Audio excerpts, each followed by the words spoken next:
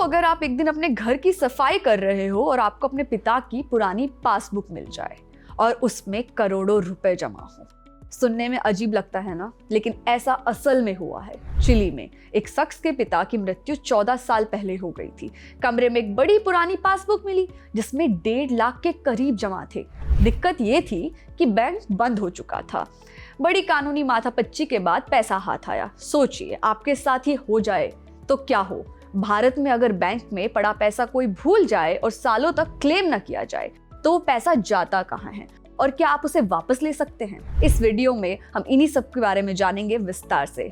नमस्कार, मेरा नाम है ममता और आप देख रहे हैं खबर गांव। पहले आपको चिली वाली कहानी सुना देते हैं। एक्जेकियल हिनोजा चिली में रहते हैं। उनके पिता की मृत्यु 2011 में हो चुकी थी। 10 साल तक उनके घर में एक बॉक्स रखा रहा जिसमें उनके पिता के कागजात पड़े थे। एक दिन उन्होंने घर की सफाई करते हुए इस बॉक्स को खोला और उसमें एक पासबुक मिली।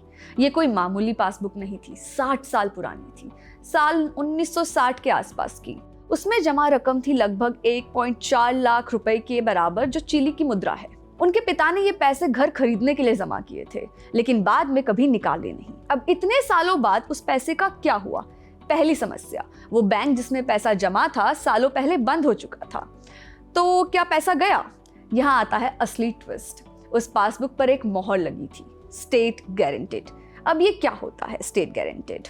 चलिए जानते हैं। सीधी भाषा में कहें तो इसका मतलब है, अगर बैंक किसी कारणवश बंद हो जाए या पैसे लौटाने की हालत में न हो तो सरकार उस पैसे की जिम्मेदारी लेती है। यानी वो पैसा बैंक का नहीं, सरकार का भरोसा बन जाता है। इस गारंटी के चलते उन्होंने सरकार के खिलाफ केस किया और कहा, ये पैसा मेरे पिता ने मेहनत से कमाया था, इसे लौटाना सरकार की जिम्मेदारी है। सरकार ने शुरुआत में मना किया, लेकिन मामला सुप्रीम कोर्ट तक गया, कई सालों तक चला और 2022 में कोर्ट ने फैसला दिया।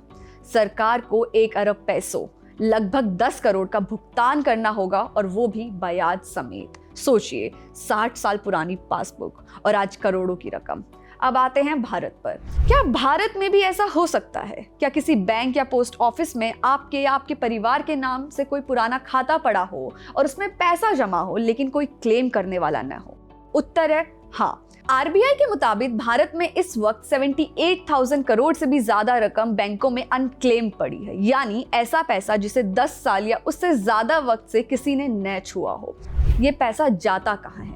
अगर किसी बैंक खाते में 10 साल तक कोई गतिविधि नहीं होती तो उस पैसे को आरबीआई के एक खास फंड में ट्रांसफर कर दिया जाता है जिसका नाम है DEAF, depositor education and awareness fund. ये फंड 2014 में बनाया गया था। इसमें वो सारे पैसे जमा होते हैं जो बंद पड़े खातों में हैं, एफडी या आरडी की मैच्योरिटी के बाद क्लेम नहीं हुए, चेक्स, डिमांड ड्राफ्ट या डिविडेंड जो लोग भूल गए हों, या जिन खातों में 10 साल से कोई लेन देन नहीं हुआ। तो ये पैसा आखिर क्लेम करें कैसे? अब असली सवाल, क्या आप इस पैसे को वापस ले सकते हैं? हाँ बिल्कुल, अगर आप उस खाते के स्वयं मालिक हों या किसी के नॉमिनी हैं या कानूनी उत्तराधिकारी हैं। कानूनी उत्तराधिकारी यानी लीगल हायर वो होता है जो किसी इंसान की मौत के बाद उसकी संपत्ति या बैंक में जमा पैसों का हकदार होता है, जैसे उसकी पत्नी, बच्चे या माता पिता।